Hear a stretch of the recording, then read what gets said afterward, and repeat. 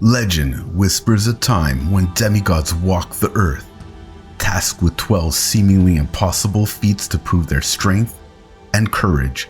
Today we set our sights on the 10th of these legendary labors, the daring quest of Hercules to steal the magnificent cattle of Geryon. Forget the familiar halls of Mount Olympus. Our tale takes us far west to the land shrouded in mystery, Tartessos. Picture a place overflowing with riches, a civilization whispered to possess immense wealth in silver and copper. Here, a society thrived on trade, weaving a network of commerce that connected cultures across the vast Mediterranean. Unlike other civilizations, Tartessos left behind a puzzling silence. Only whispers and fragments hinting at a sophisticated trading culture brimming with riches. Could these whispers hold a clue to a fascinating connection between Tartessos and the myth of Hercules? Particularly, the tale of the fearsome Geryon and his magnificent red cattle. Enter Geryon, a monstrous figure from Greek mythology. Described as a three-headed giant, he is said to have possessed a herd of magnificent cattle. Their hides shimmered red under the Iberian sun. Was Geryon a figment of imagination? A terrible symbol of myth? Or could he be a distorted memory, a reflection of a real leader or a powerful figure from Tartessos' past? Perhaps the myth of Hercules' daring raid on Geryon's cattle is a symbolic echo of the allure and influence of this lost civilization. We'll delve into the mystery of Tartessos, explore the enigmatic character of Geryon, and analyze how this lost civilization might have left its mark on the legendary labors of Hercules. Could the story hold clues to the true nature of both Geryon and Tartessos? The cattle of Geryon. To accomplish his 10th labor, Hercules had to journey to the end of the world. Eurystheus ordered the hero to bring him back the cattle of the monster Geryon. Geryon was the son of Chrysaor and Callisto. Chrysaor had sprung up from the body of the Gorgon Medusa after Perseus beheaded her, and Callisto was the daughter of two titans, Oceanus and Tethys. With such distinguished lineage, it is no surprise that Geryon himself was quite unique.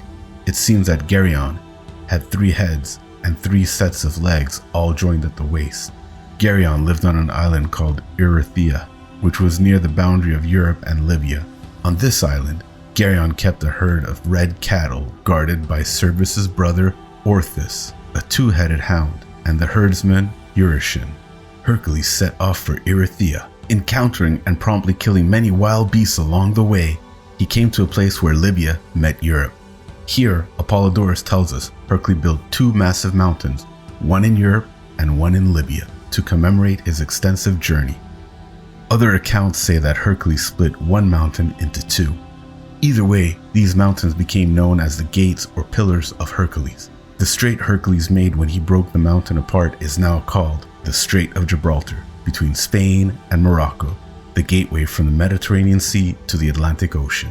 Sailing in a goblet which the sun gave him in admiration, Hercules reached the island of Erythea.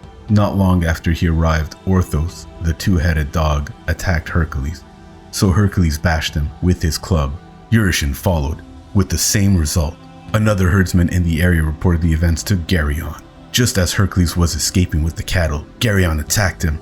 Hercules fought with him and shot him dead with his arrows. The stealing of the cattle was not such a difficult task compared to the trouble Hercules had bringing the herd back to Greece.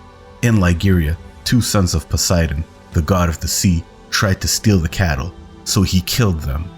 At Rhegium, a bull got loose and jumped into the sea.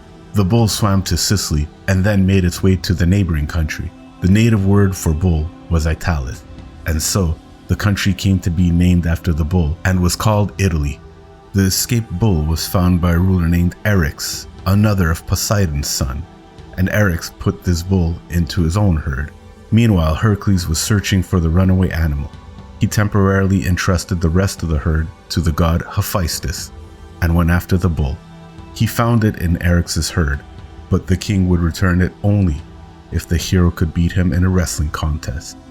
Never one to shy away from competition, Hercules beat Eryx 3 times in wrestling, killed the king, took back the bull, and returned it to the herd. Hercules made it to the edge of the Ionian Sea. With the end of his journey finally in sight, Hera, however, was not about to let the hero accomplish his labor. She sent the gadfly to attack the cattle, and the herd scattered far and wide. Now Hercules had to run around Thrace gathering the escaped cows. Finally, he regrouped the herd, and, blaming his troubles on the river Stromon in Thrace, he filled the river with rocks, making it unnavigable. Then he brought back the cattle of Geryon to Eurystheus, who sacrificed the herd to Hera.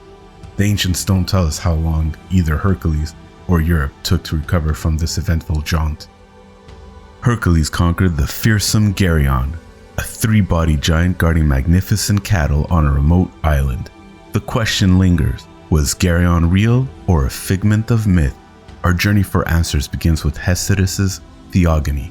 Here, Geryon is depicted as a powerful son of Chrysaor and Calihero, prominent figures in Greek mythology, hinting at a formidable nature. Pseudo-Apollodorus in his Bibliotheca adds geographical detail. He places Geryon on the island of Erythea, possibly near Gad, Spain, a location that feels more mythical than real. But is the story entirely fictional?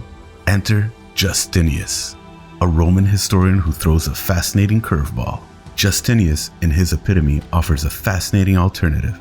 He suggests Geryon wasn't a three-headed monster, but rather three brothers who ruled together in such perfect harmony they appeared as one. Their immense wealth came from their exceptional cattle, not unlike the reputation of Tartessos, a lost civilization in Spain. This approach, my friends, is called euhemerizing. It's the idea that myths are basically distorted accounts of real historical events or figures. So, was Geryon real? Justinius' version is certainly more grounded than a three-headed giant, but is it entirely accurate? We simply don't know. Perhaps the myth originated from whispers of a powerful tripartite rulership in Tartessos, embellishment over time, or perhaps it's purely fiction inspired by the region's legendary cattle. Interestingly, the legend of Hercules and Geryon finds a curious echo in the real world. In A Coruña, a city in Galicia, Spain, stands the Tower of Hercules, the oldest working lighthouse in the world. Local legend tells a story of Hercules defeating a giant named Geryon and burying his head where the tower now stands.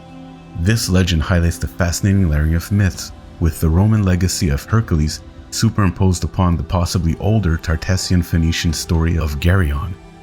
The legend of Geryon, whether rooted in reality or pure fiction, continues to capture our imagination and inspire exploration into the rich tapestry of myth and history. The beauty of the mythology lies in its very ambiguity. Geryon's story might be entirely fabricated, a product of human imagination, but it could also hold a kernel of truth, a distorted echo of a bygone era. This certainly fuels our desire to dig deeper, to separate fact from fiction. The vibrant red color of Geryon's cattle is a prime example. Was it simply a detail to make the story more vivid, or could it hold deeper meaning? Was it a symbol of power and wealth, or perhaps something more? While red can be associated with power and wealth, it's interesting to consider the Phoenicians, a civilization potentially linked to Tartessos, who were renowned for their production of Tyrian purple, a prized dye reserved for the elite. However, it's important to remember that ancient languages often had fewer specific color words than we do today. What might have been described as red back then could encompass a wider range, including some shades of what we now call purple. The exact color of Geryon's cattle is open to interpretation. However, the description of their exceptional richness leaves little doubt about their symbolic meaning. Strabo's account of the cattle from Tartessos, possibly the inspiration for Geryon's location, highlights their incredible value. Their milk was so rich it yields no whey. The cheese production required significant dilution. He even details the practice of bleeding the animal to prevent them from choking on their own fat. This emphasis on wealth and abundance suggests the cattle color, whether red or something closer to what we call purple today, held a powerful symbolic meaning that transcended the literal shade. The significance of the cattle's vibrant red color is another layer of mystery. Red is often associated with power and wealth, and some scholars believe it could symbolize Geryon's immense riches. Interestingly, Geryon's location is often placed near the westernmost edge of the world, which in ancient Greek mythology was associated with the setting sun. Southwest Iberia, the region possibly linked to Tartessos, also held significance in this context. Strabo, a Roman geographer, even suggests that Homer derived the name Tartarus the underworld in Greek mythology from Tartessos itself. This connection between the West, the setting sun, and the underworld further strengthened the possibility that the red cattle hold a symbolic meaning beyond their value. So, the question arises, did Tartessos, this mysterious wealthy civilization, have any sort of impact or influence on the ancient Greek culture? What do you think? The myth of Geryon offers a glimpse into the captivating world of ancient Greek mythology. It's a story that blurs the line between fantasy and reality, leaving us to wonder if there's a shred of truth hidden beneath the fantastical elements. Did Tartessos inspire the myth of Geryon, or is it purely a product of human imagination? Until next time, take care, keep exploring the wonders of the ancient world. You never know what timeless secrets you'll uncover. And if you enjoyed this exploration of Geryon's myth, let me know with a thumbs up. And if you're curious to do a deeper dive into ancient mysteries, subscribe for more.